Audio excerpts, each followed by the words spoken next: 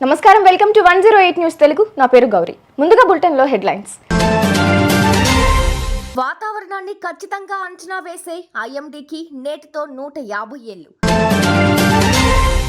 4 పిల్లలు ఉంటే 400 ఎకరాలు ఉన్నట్లే సీఎం చంద్రబాబు వెల్లడి.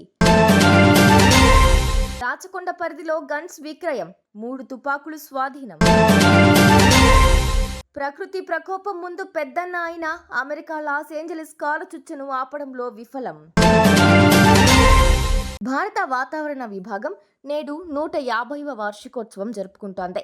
1875 జనవరి 15న దీనిని అప్పటి బ్రిటిష్ ప్రభుత్వం స్థాపించింది. 1864, 66, 71లో తీవ్రమైన విపత్తులు సంభవించడంతో వాతావరణ పరిస్థితులను ముందుగా అంచనా వేసేందుకు దీనిని నెలకొల్పారు. వాతావరణ పరిస్థితుల్ని ఖచ్చితత్వంలో అంచనా వేయడంలో ప్రపంచంలోనే 3వ స్థానంలో ఉంది. హిందూ మహాసముద్ర తీరంలోని 13 దేశాలతో పాటు సార్క్ దేశాలకు సేవలందిస్తోంది.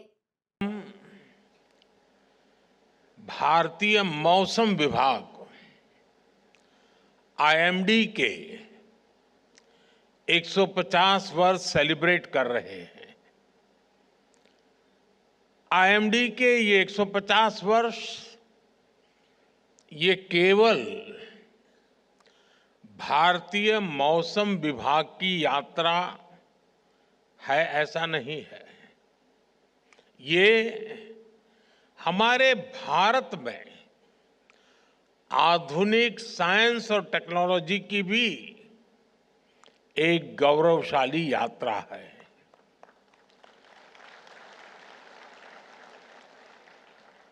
आईएमडी ने इन 150 वर्षों में न केवल करोड़ों भारतीयों की सेवा की है, बल्कि भारत की वैज्ञानिक यात्रा का भी प्रतीक।